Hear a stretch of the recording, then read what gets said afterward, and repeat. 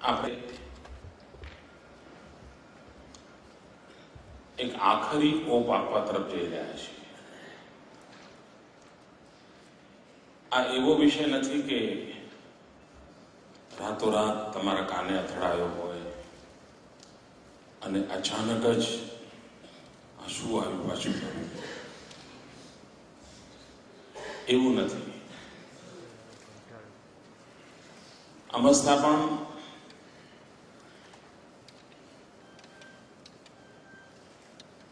તમે કદાચ મને બરાબર ઓબ્ઝર્વ પણ કરતા હશો. જે લોકો ગાંધીનગરમાં બેઠા છે જરા વધારે નિકટતાથી જોતા હશે, જેઓ તાલુકામાં હશે એ પણ પોતપોતાની રીતે થોડુંક કામથી થોડુંક આંખથી નિરીક્ષણ કરતા જ હશે. અને એક બાબત કદાચ તમારા ધ્યાનમાં આવી હશે, અને એ બાબત એ છે કે મને કોઈ કાર્ય બાબતે વિચાર આવે, કોઈ યોજના મનમાં સૂચે, યા ક્યાંકથી કોઈક સૂચન આવે, તો હું એને જે કરતા ધરતા ટીમ છે એની વચ્ચે એ વિચારને રમતો મૂકતો હોઉં છું. અલગ અલગ સમયે બધાના કાને વિચાર અથડાતો રહેતો હોય છે. ક્યારેક એની પરિભાષા કરવું, પાછું છોડી દઉં. ક્યારેક કોઈ મિટિંગમાં ઉલ્લેખ કરીને ફીડબેક લેવાની કોશિશ કરવું. એ અર્થમાં તાલુકા સરકારની વાત લગભગ 1.5 વર્ષથી મેં બધાની વચ્ચે મૂકેલી છે. અલગ અલગ લોકો પાસે જેના ભાવ પ્રતિભાવ જાણ્યા છે, અને મંથન કરતા કરતા કરતા કેટલીક બાબતોએ શેપ લીધો છે. અને એમાંથી આ વખતે બજેટમાં આપણો તાલુકો, વાયબ્રન્ટ તાલુકો, એને એક ફ્રેમવર્ક આપવાનો પ્રયાસ કર્યો છે. પરંતુ વાત ત્યાં પણ પૂરી નથી થતી. કોઈ પણ બાબત નવી અને નવી રીતે કરવાની હોય ત્યારે એમાં જે કરનારા મિત્રો છે એમનું ખૂબ ઇન્વોલ્વમેન્ટ જોઈએ. એના અનુભવનો રસકસ એમાં સ્થાન પામવું જોઈએ.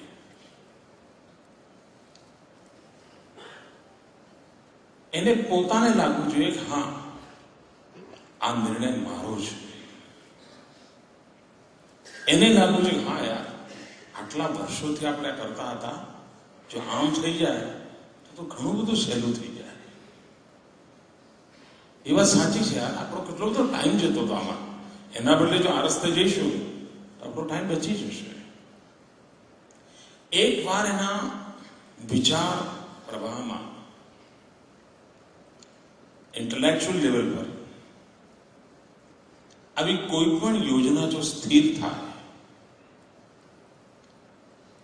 તો પછી યોજનાની સફળતા ક્યારે પ્રશ્નચિહ્ન પેદા નથી કરતી.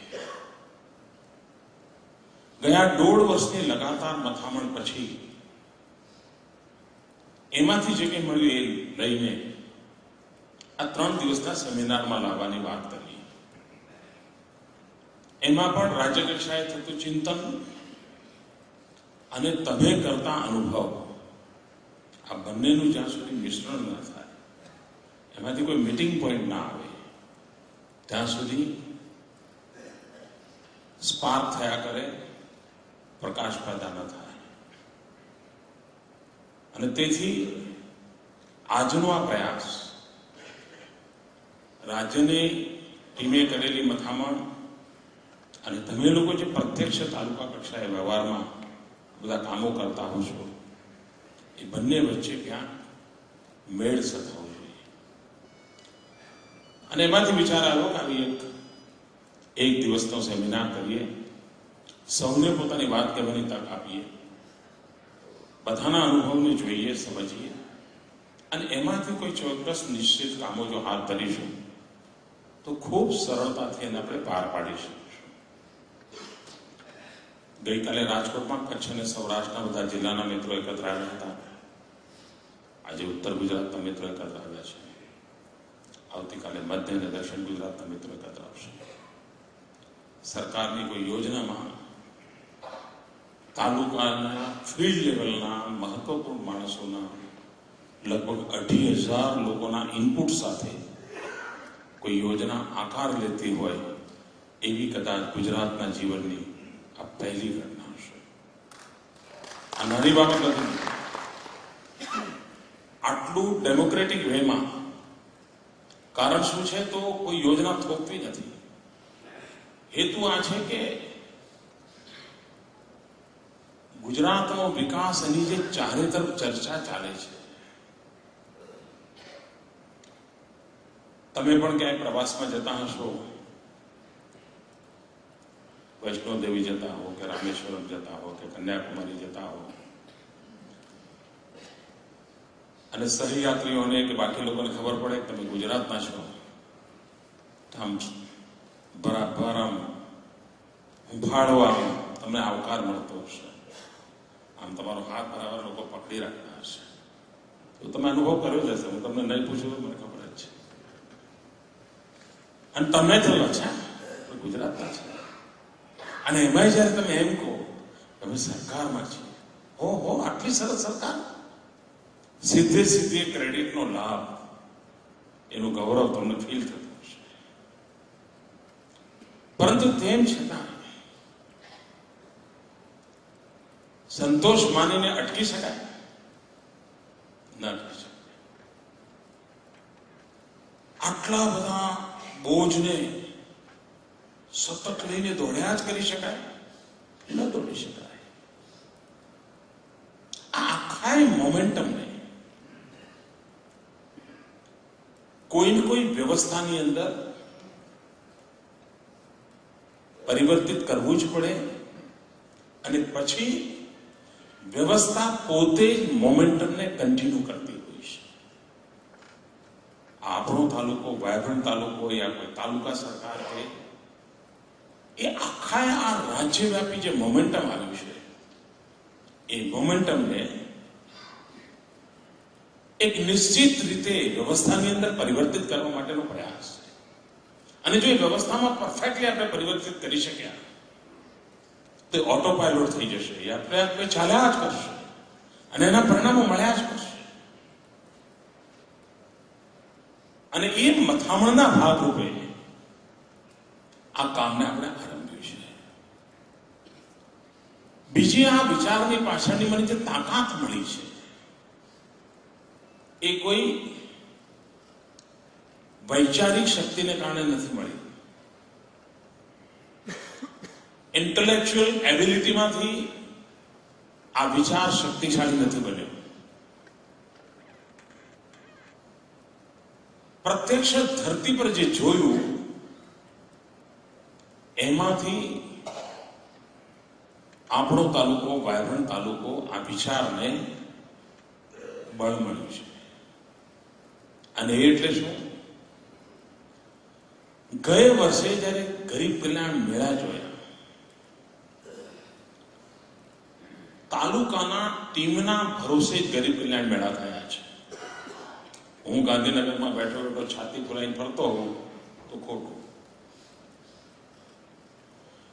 તાલુકાના ટીમની દ્રષ્ટિ, તાલુકાની ટીમનું આયોજન, તાલુકાની ટીમનો પુરુષાર્થ, તાલુકાની ટીમની રિસ્ક લેવાની કેપેસિટી, આ બધાનું પરિણામ હતું કે તાલુકા કક્ષાના ગરીબ કલ્યાણ મેળા એક અદ્ભુત સફળ પ્રયોગ હું જોઉં છું.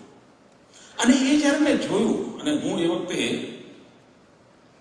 પત્રિકા છપાણી હોય ને ટીડીઓનું નામ નીચે છપાણું, એનો જેનો આનંદ જોતો હતો તે તો પહેલા થાય તાલુકામાં, પણ નીચે નામ જિલ્લા કલેક્ટરનું હોય. તાલુકાવાળાનું કોઈ પૂછતું ના. અને એને માની લીધું કે આ તો આપણું નથી, આ બધું એમનું જ છે. અને પરિણામે એનું જે ઇમોશનલ એટેચમેન્ટ હોય એમાં આપણને ખાઈ જોવા મળે. ગરીબ કલ્યાણ મેળામાં એક જબરદસ્ત મોટું પરિવર્તન જોતો હતો. તાલુકા ટીમનો જે કોન્ફિડન્સ જોતો હતો. ઇવન કોઈ જિલ્લા લેવલના આયોજનના કાર્યક્રમમાં હું ગયો હોઉં અને એમાં વ્યવસ્થામાં કોઈ તાલુકાના મિત્ર હોય તો શું કરતા હોય, કલેક્ટર ઉભા હોય રિસીવ કરવા માટે, હેલિકોપ્ટરમાં ઉતરતા રહે અને તાલુકાનો વરિષ્ઠ અધિકારી બુકે લઈને ઉભો હોય. એ બુકે જિલ્લાના મિત્રને આપે, જિલ્લાના મિત્ર મુખ્યમંત્રીને આપે. આવું બધું હોય છે.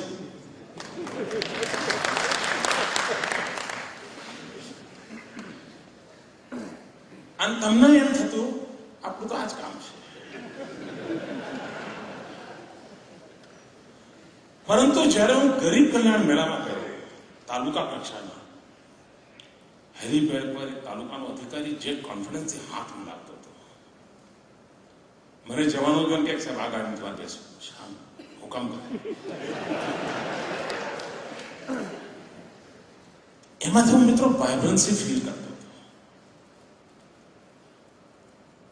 અને સમગ્ર આખો કાર્યક્રમને હું મારી રીતે એનું એનાલિસિસ કરતો હતો. હું કોઈ કાર્યક્રમમાંથી કલાક કે 1.5 કલાક પછી નીકળું પાછો, એટલે હું કાર્યક્રમમાંથી પાછો નથી આવતો હોતો, મારું શરીર પાછું આવતું હોય છે. હું ત્યાં જ હોઉં છું. અમારી એક વિશેષ પ્રકૃતિ છે. અને એના કારણે લગભગ 40-45 દિવસ ચાલેલા ગરીબ કલ્યાણ મેળામાં હું પ્રત્યેક પળ તમારા બધાની જોડે હતો. અને એના કારણે હું જોઈ શકતો હતો કે આ રાજ્ય કેટલું ભાગ્યશાળી છે.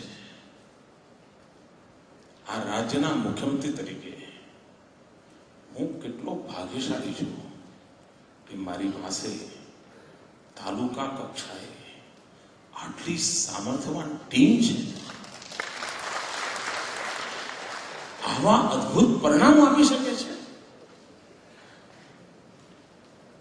આ જે મેં અનુભવ કર્યો છે એણે મને આ વાયબ્રન્ટ તાલુકાના વિચારને મોટામાં મોટું જો બળ મને મળ્યું હોય તો આપને જોયા પછી મળ્યું છે.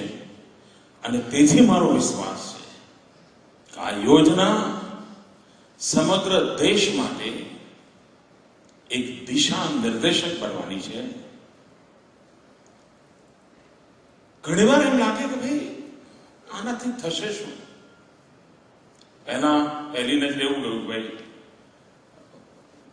જનસેવા કેન્દ્ર બનાવીશું એટલે વાઇબ્રન્ટ તાલુકો થઈ જશે. ઘણીવાર એવું લાગતું હોય આમ કરીશું આ થઈ જશે. પણ અહીં બેઠા પછી દિવસભર તમને લાગ્યું હશે કે જનસેવા કેન્દ્ર તો સમગ્ર યોજનાનો 0.00001 એવો પાર્ટ છે. આખી યોજના કેવું રૂપ છે મિત્રો? તમે સમગ્ર દેશનો વિચાર જો કરો તો તમે જુઓ છો કે કેન્દ્ર સરકાર કઈ નીતિઓ નક્કી કરે, કઈ યોજનાઓ નક્કી કરે, કઈ બજેટ ફાળવે, આ બધું કરે. પણ સમગ્ર દેશના વિકાસના પાયામાં રાજ્ય એકમની મહત્વની ભૂમિકા રહેતી હોય છે. રાજ્યો જેટલું પરફોર્મ કરે એનો સરવાળો દેશ પરફોર્મ કરતો દેખાય. રાજ્યો જો એના ગોલ અચીવ ન કરે, ભારત સરકાર નક્કી કરે કે અમારે 8% ગ્રોથ કરવો છે, પણ 8% ગ્રોથ કરવો હોય તો ગુજરાતે 11% કરતા આગળ જવું જ પડે તો જ મેળ પડે. કારણ બીજા 4% વાળા હોય ને પાછા.